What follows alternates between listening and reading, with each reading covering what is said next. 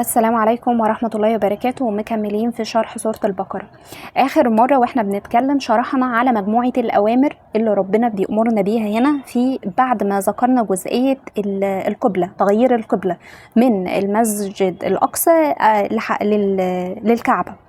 وقلنا مجموعة أوامر للمؤمنين، قلنا فلا تخشوهم واخشوني فاذكروني أذكركم واستعينوا بالصبر والصلاة. وقفنا هنا بقى واستعينوا بالصبر والصلاة. الأمر بقى اللي هو الأخير اللي احنا ما قلناهوش، ولا تقولوا لمن يقتل في سبيل الله أموات بل أحياء ولكن لا تشعرون.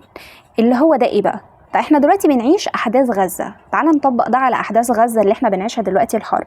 احنا بنشوف مشاهد فظيعة، مشاهد بجد قاسية جدا، الناس بتموت بأشكال غريبة. فلو حد مش مؤمن بالله، حد ملحد، هيقول ان الناس دي كلها بتموت دلوقتي هدر، حياتها بتروح على الفاضي، الناس دي ما حققوش اي حاجه. فهنا الرد اهو بنفس الكلام، الناس اللي كانت بتستشهد زمان في الغزوات ايام الرسول، فبنقول نفس الكلام. ولا تقولوا لمن يقتل في سبيل الله اموات، ما تقولوش ان هم ماتوا، دول مش اموات، بل احياء ولكن لا تشعرون. ده هم عايشين واحياء عند ربنا، بس احنا اللي مش عارفين ده، ولكن لا تشعرون. وبما اننا ان احنا بنتكلم على غزه والشهداء والناس اللي بتموت والقتل والمشاهد دي، ده نوع من انواع الابتلاءات والاختبارات. يعني هو دلوقتي ربنا بيبتلينا وبيختبرنا.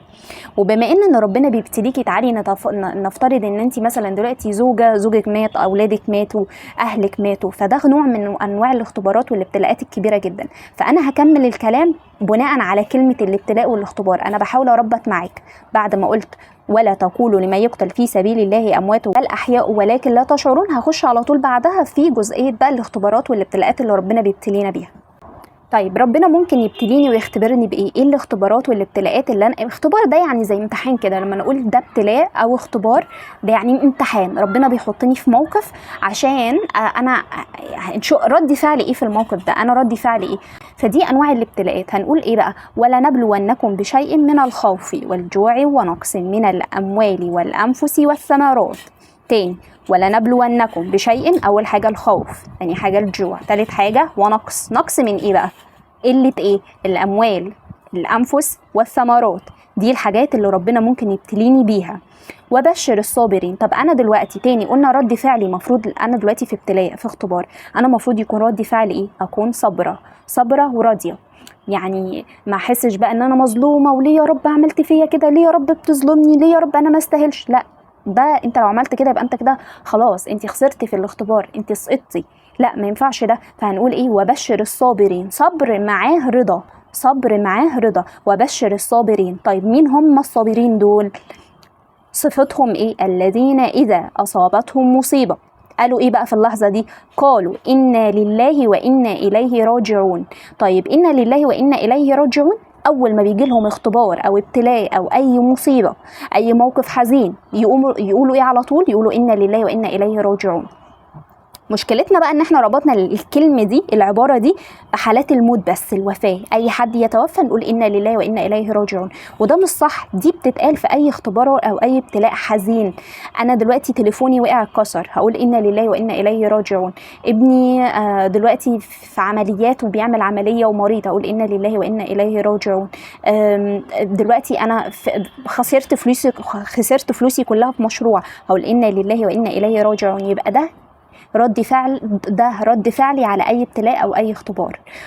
فانا هشاور عليهم كده واقول اولئك واولئك مرتين. اول حاجه اولئك عليهم صلوات من ربهم ورحمه، دول لما بيكون في ابتلاء وفي اختبار ربنا بينزل علينا رحمات وصبر وهدى كده وسكينه في قلوبنا بتبقى غريبه. اولئك عليهم صلوات من ربهم ورحمه. انت كونك ان انت تصبر وتحتسب وترضى، ربنا هنا بينزل عليك رحمات كبيره جدا.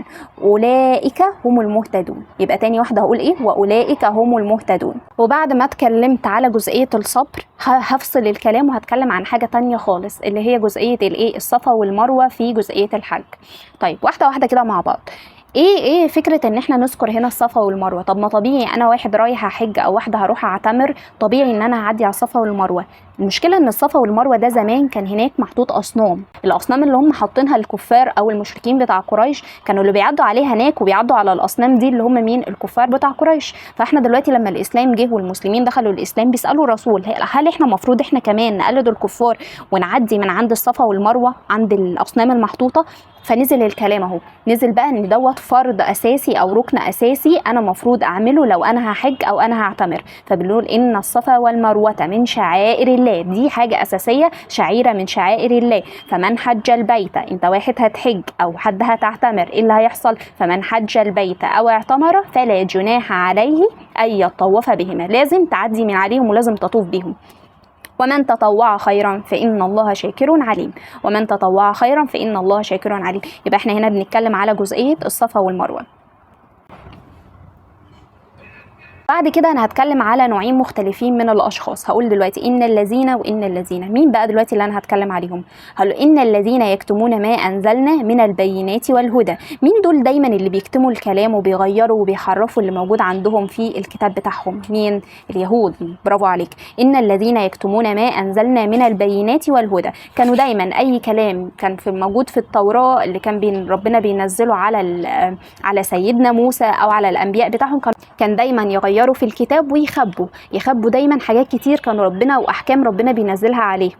فبنقول ايه؟ يكتمون ما انزلنا من البينات والهدى. الهدى ده اللي هو الرسول، والهدى كانوا عارفين ان في نبي هيجي وكان عندهم صفات وكانوا بيخبوا بيكتموا برضو. فبيقولوا ان الذين يكتمون ما انزلنا من البينات والهدى من بعد ما بيناه للناس، ربنا نزله في الكتاب وبينه من بعد ما بيناه للناس في الكتاب.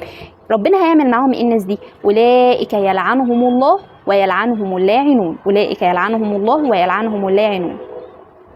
الا اللي حبه صغيرين خالص كده من اليهود، الا الذين تابوا واصلحوا وبينوا. عملوا 3 حاجات. اول حاجه تابوا واصلحوا وبينوا، رجعوا لربنا واستغفروا ربنا وحاولوا يصلحوا اللي هم كانوا بيعملوه، وبينوا انه موجود عندهم في الكتاب 1 2 3 وبينوا. فأولئك أتوب عليهم وأنا التواب الرحيم. ربنا هيعمل مع إيه؟ مع الناس اللي تابت دي. فأولئك أتوب عليهم وأنا التواب الرحيم. يبقى تواب رحيم جاية من كلمة أتوب التواب الرحيم. طيب مين الفصيل التاني اللي احنا هنتكلم عنه؟ دلوقتي هنتكلم عن الكفار. اي بقى حد كافر بقى، كفر بقى من المسيحيين، اليهود، من كفار قريش، ايا كان. ان الذين كفروا وماتوا وهم كفار، واحد كفر ومات وهو على الكفر. ان الذين كفروا وماتوا وهم كفار، حالهم ايه دول؟ هيعملوا ايه؟ يعني نتيجتهم ايه او مصيرهم ايه؟ اولئك عليهم لعنة الله، اولئك عليهم لعنة الله والملائكة والناس اجمعين. اللعنة هتكون عليهم من ربنا والملائكة والناس. أولئك عليهم لعنة الله والملائكة والناس أجمعين خالدين فيها. طب يا رب هل ممكن دول يا رب يتعذبوا شوية ويخرجوا من النار وبعدين يدخلوا الجنة معانا؟ لا، خالدين فيها. طب يا رب، طب هما يا رب لما يتعذبوا شوية في النار ممكن تخفف عنهم العذاب بعد كده بقى وما يفضلوش يتعذبوا عذاب قاسي، يعني نخفف عنهم العذاب؟ لا، خالدين فيها لا يخفف عنهم العذاب ولا هم ينظرون، لا يخفف عنهم العذاب ولا هم ينظرون. وبعدين على طول هنكمل وهنقول وإلهكم إله واحد لا إله إلا هو الرحمن الرحيم. طب ايه علاقة ده باللي قبلها؟ ما احنا قلنا اللي قبلهم ان هم كانوا كفروا او كانوا مشركين او كانوا بيحطوا مع ربنا، يعبدوا ربنا بس يحطوا جنبه اصنام ويحطوا جنبه آلهة تانية. فانا نهيت الكلام بعد لما اتكلمت على الكفار اللي هم يدخلوا النار، قلت ايه؟ وإلهكم إله واحد. بأكد إن ربنا إله واحد ملهوش شركاء، مفيش تاني آلهة جنبه.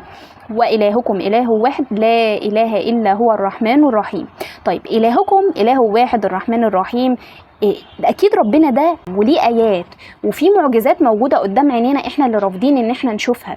انت لو فتحت عينيك هتبتدي تدرك ان ربنا فعلا موجود وان ربنا ده اله واحد. مستحيل ان يكون الكون ده بيحكمه الهين. ايه هي بقى الايات؟ ايه هي الدلائل اللي موجوده قدام عينينا اللي احنا اي حد لو شافها هيدرك فعلا ان ربنا هو اله واحد ملهوش شريك؟ هنقول اهو: ان في خلق السماوات والارض. انت بصيت على السماء، بصيت على الارض، ان في خلق السماوات والارض.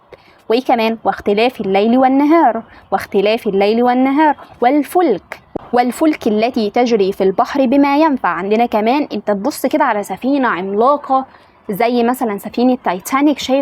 فاكرين حجمها كان عامل ازاي؟ السفن الكبيره اللي بتشيل بضائع بالاطنان. انت ازاي اصلا بتجري على البحر؟ انت ازاي البحر شايلك؟ ازاي ما بتغرقيش؟ ما دي برضو معجزه من معجزات ربنا، احنا الفناها، عينينا اتعودت عليها. والفلك التي تجري في البحر بما ينفع الناس وما انزل الله من السماء من ماء وما انزل الله من السماء من ماء. انت بتبص كده على السحاب، لما السحاب بيبقى جاي وتلاقيه مره واحده مطرت، يعني عارف اللي هو ايه، بدون اي مقدمات فجاه كده تلاقي السحاب. ما دي برضو ايه معجزه. ايه اللي خلى السحاب ده يشيل ميه؟ وازاي السحاب اللي هو تحسه شبه الهواء شايل ميه، والميه دي ازاي مره واحده وقعت منه؟